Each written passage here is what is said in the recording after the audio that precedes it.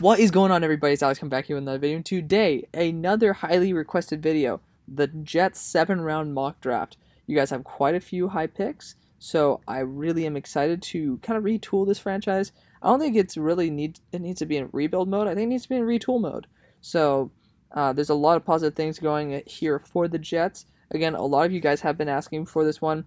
A lot of you guys asked for the Patriots, but I want to let the time develop a little bit more, so we get a more accurate depiction of what the hell's going on, because beating the Ravens came out of the blue. So obviously I don't think this draft, I think it might have adjusted, but the draft order might not have adjusted for everything yet. So we'll see what happens. But of course, the Patriots, we don't know what the fuck's going to happen. They can beat the Ravens, but then they can also be beat by the Jets. It's a weird team. So I got to watch them a little bit more and then make sure everything is going according to the plan. So for you guys looking for the Patriots video, that's where that's going to be. It will be coming out probably in the next week. I can't promise that, probably next week or two. That's something I can promise. So, because of course, finals start this weekend, which is, of course, starting in like 2 days. But yeah, we're going to rock through it. You guys don't want to listen to this shit. We're over 330-something subs. I can't believe that. I say that every video because I seriously can't believe that. I'm not just trying to be a cheesy guy who's like, oh, he loves the subs. No, I mean, I genuinely do love you guys. Like, it's fucking awesome. I mean, if I didn't care about you guys, I have enough shit to be doing right now, you know? So you guys actually genuinely make me want to do this. But of course, you guys don't want to hear that. You guys want to hear this mock. Let's rock with it. Number 1 pick, this is obvious one. Trevor Lawrence is the guy. He's the Andrew Luck prospect of this draft. Of course, I have not hit start the fucking draft. I thought that would do that for me. But Trevor Lawrence, he's your stereotypical, like, has everything you could ever want. 6'6", 235, 250 pounds. I don't know what his exact weight is. Of course, we're not going to be doing trades at all. We got one request for trades, but Trevor Lawrence has the accuracy, has the zip, has the processor, stares a little bit, his target's down a little bit too much, which is something I don't like at all, but I can't fault him at all for it when he can put it perfectly outside of where the defenders can get it. Now, at this spot, I've been mocking this quite a bit. Your right side of the line, I mean, you need your tackle, right? Jalen Mayfield's been showing out, and he's been doing an amazing job. I highlighted him this offseason as somebody who is a potential huge riser because he manned up Chase Young and actually shut him down. That's a pretty big deal because Chase Young was arguably one of the best edge prospects we've seen. And, you know, lo and behold, Jalen Mayfield's coming out and showing that with more reps, he's even better than we thought. So, Jalen Mayfield, you need to secure that right side of the line. You've done an amazing job on the left. It says you need wide receiver, cornerback.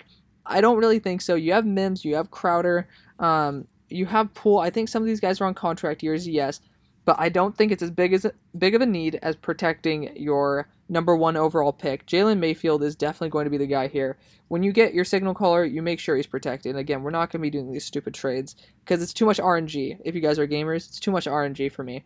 I don't like it at all. Of course, I was hoping ETN would fall because that'd be kind of a cool combo, but of course, we don't always get everything that we want. Now, we could be going another guard here because I don't believe the fact that Elflein is going to be there long term, but I'm definitely not going to bet against it. I'm not going to waste our pick here on another guard/center. So don't worry about that, guys. But, I mean, Shaun Wade could be a target here. Darian Kendrick's been playing very well. I think the cornerback route is probably the way to go if you guys want to get cornerback or a weapon. So, to me, it's down to Shaun Wade, who is an excellent, you can put him as slot. He's going to be an excellent slot corner. You can put him on the outside if you want to. He's going to be a solid corner. You know, he's still a first-round corner, given the fact that he hasn't been playing as well as a outside boundary corner, which, of course, could just be scheme. So, that's probably where I'm going to be headed here. Again, we could be getting another running back if we want, Najee Harris, because we all know that Frank Gore can't carry the rock that damn much, and I'm a LaMichael Pirine fan, so I mean, obviously, I think that was an excellent choice by them. I had more of like a 4th to 3rd round grade on him, and they got him like the 5th, so pretty solid. Another option I would look at here is Jason Away, just add to that pass rush, 4.3 speed, which is pretty insane. But you know, this team doesn't have too many needs. And for that, I'm going to be just getting some more cornerback rotation because we all know how damn expensive cornerbacks are in this day and age. So Shaun Wade is going to be an excellent cornerback. both as a slot or as a boundary corner, as long as you don't use him too much in press, I think that he is going to shine. He's the reason, like him getting kicked out for targeting is the number one reason. Interesting. Number one reason why Clemson won the championship. They were getting their asses whooped until he got knocked out with a targeting call. So there was a major impact on the entire game that yo boy had. So, I think that, Shaun Wade could provide an excellent amount of value to you guys. Now, at this spot, where do we go here? We can go Jevon Holland. He's a master of all trades. I think McDougal is perfectly fine, and then Marcus Maye is also really good talent. We don't need to go on interior defensive line. We all know that. You guys were shopping, apparently, with Quinnen Williams, but I don't think that's really a place that we need to go. We could be going linebacker here to pair up, since we lost Avery Williamson. I think that could definitely be a good route. And it's probably where we're going to go, in all honesty here. Jaelan Phillips is another good target. I love Jaelan Phillips. Jaelan Phillips is he's an absolute beast. But I might be trying to target Joe Tryon if he falls. I think that's going to be a better value for our pick, if we're going to be 100% fair. So it's right now down to Jevon Holland, Jabril Cox, or Chaz Surratt. And pluses and minuses to all these guys. Chaz Surratt, he's a little bit older, and he's a former quarterback, and he doesn't always take the best angles, but he's super fucking fast, and he has some pretty solid coverage, and as being a former quarterback, he is able to analyze the field a lot better than probably most linebackers, so he's probably going to be better in coverage, which Avery Williamson was a solid coverage guy. Jabril Cox, he's your standard LSU linebacker. He's pretty damn talented. Mel Kiper loves this guy, so he's higher on my board than Chaz Surratt is right now, just because I think Chaz Surratt falls off the tape a little bit more than Jabril Cox does. So for that reason, we're going to be going Jabril Cox here. Pairing him up with C.J. Mosley is going to be an excellent, excellent option here. And of course, Jaelan Phillips goes with the next pick. I wish we could have gone Jaelan Phillips there.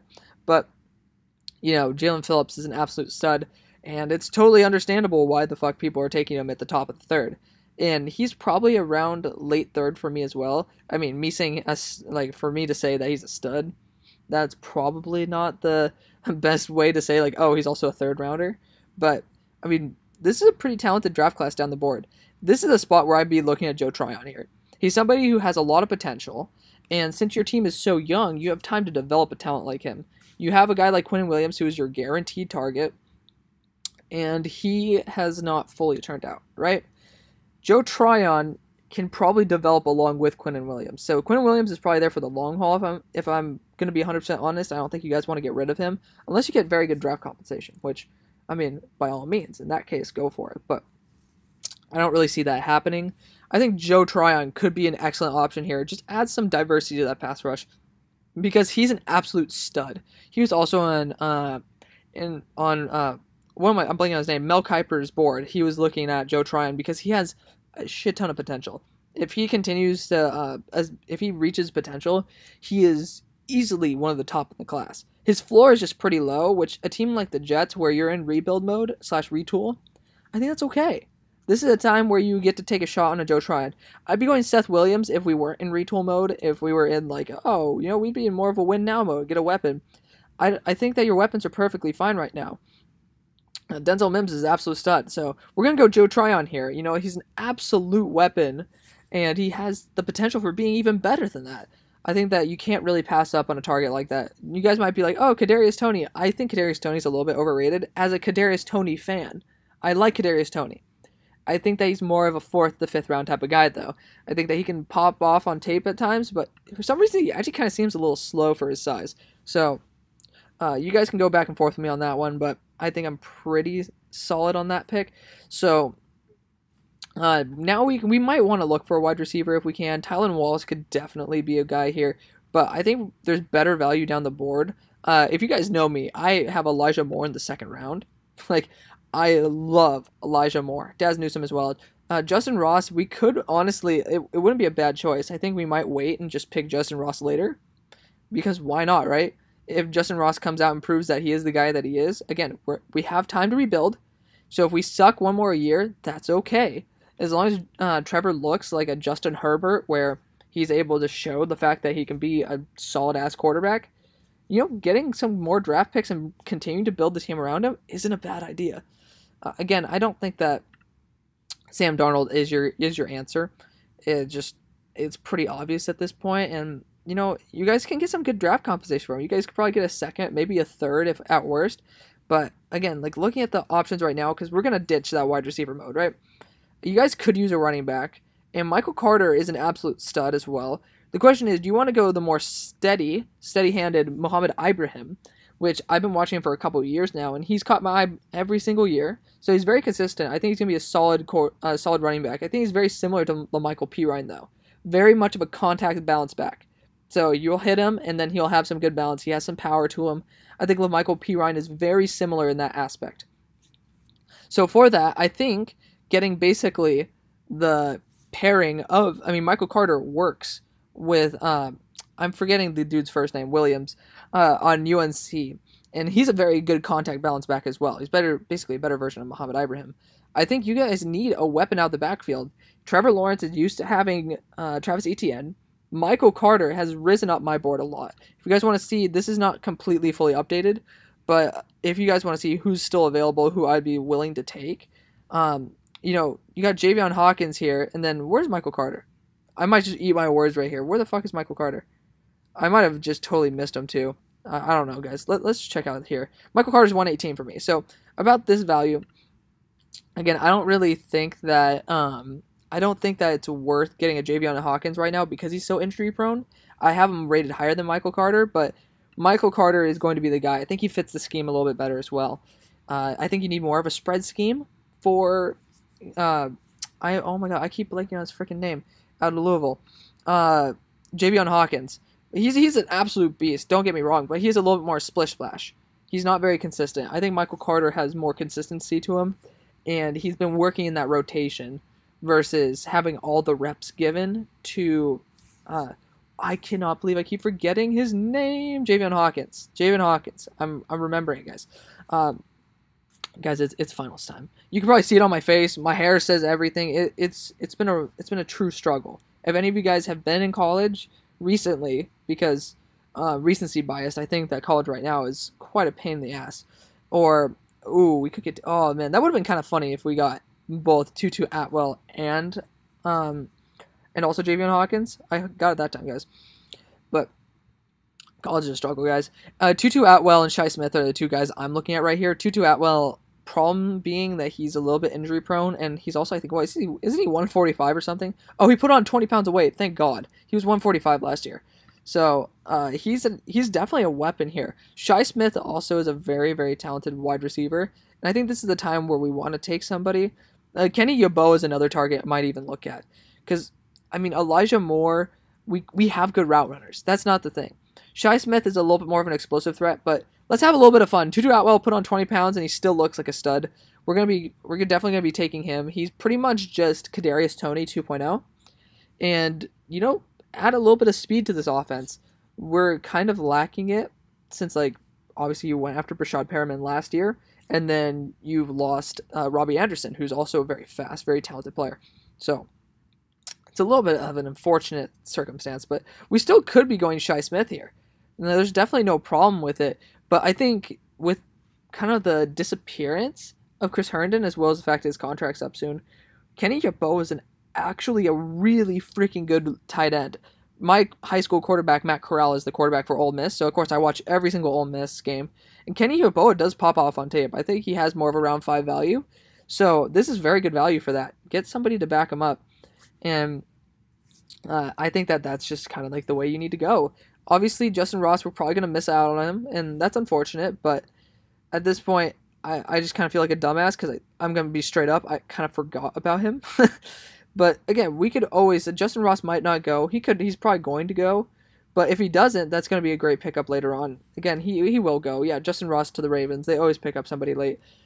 But, we don't always have to pick up Justin Ross every single draft. So again, that's another thing. Just try to keep it a little bit interesting, not getting every single guy every single draft. But whatever, you guys get the picture. This team, I don't think they're that bad. I just think that they need a head coaching change and they need a quarterback change. That's literally it. Now, of course, we could go Tommy Kramer and then save some money with getting rid of getting rid of Pat Elflein. Is it Pat? I think it's Pat Elflein. So that definitely is something that we could do, because I think Tommy Kramer's a little bit better than this, seeing how well Notre Dame runs the ball. So I think that that's the way we're honestly going to go here. I mean, if you want, Elflein used to be center, if I'm not mistaken, right? So you could even put Elflein at center if you want. So, but I don't know why I'm saying so much, guys. Oh my god, it's annoying. I even realize it. Trust me, I realize it. We can put Elflein at center, and then we can put I forgot who did we just get? What's the guy out of Tommy Kramer? Yeah, I was looking at Notre Dame. I was like, who the hell is out of Notre Dame? Yeah, Tommy Kramer could work at guard. And then worst case scenario, he can always rotate, because we know how often. I mean, Eagles fans especially, they know how often, and then Cowboys as well. They know how often offensive linemen go down. So it's a struggle getting somebody to back up that's actually kind of competent. That's something I would definitely be keeping my eyes out for. Honestly, if they don't go by this time, we're going to be targeting Daz Newsome. Do we even have another pick? That's the real question. We might not have another pick, guys, and that would be unfortunate, but I mean, I would love to get some Daz Newsome up here. Yeah, we definitely don't have another pick, which is unfortunate, but Daz Newsome to LA, that's actually that's a really good signing right there. I think Daz Newsome, I have him as like a round 3, round 4 grade. I mean, he has some explosiveness to him. He looks really, really good. He gets separation too. So let's look at the picks. I didn't realize we didn't have a 7th round pick, guys. So honestly, this is a really well-rounded draft. So for a team that needs to retool, you just need to switch your head coach up, and then you have your quarterback. Fix that offensive lineup. So we did with Jalen Mayfield, and then I mean, you guys signed Pat Elflein, and now you have Tommy Kramer as well that you can rotate into there. You know, Chris Herndon's been disappearing, so you got your Kenny Yeboah, and add a little bit of speed to the wide receiver core. You lost it with Robbie Anderson and Brashad Perriman, so Tutu Atwell can definitely add to that. And I know Denzel Mims has some speed, but again, you want him to be your number 1. Get someone to distract some other corners and safeties from your 2nd round investment. And, you know, give Trevor Lawrence his pretty much Walmart version of Travis Etienne. Man, it's hard. It's a hard day. And, of course, just add some help to that defense. The defense is definitely not bad at all. We've seen them show up. And now you get a stud corner who fell. I don't think Shaun Wade's that bad. I think Shaun Wade is worth probably around pick 20. And then Jabril Cox, I mean, he's a Mel Kiper dream. He's number 15 on Mel Kiper's board. So that's a pretty big statement right there. Joe Tryon, unlimited potential. You guys are just trying to rebuild your franchise. If it all fails, you still have like some very good pieces that are in development. Like, that's the thing. You guys aren't in win now mode. So honestly, it might be a blessing in disguise that some of these guys are more of a project. So let me know what you guys think. I know this was a very highly touted video. So I thank you guys so much for watching. I'll see you on the far side. Peace.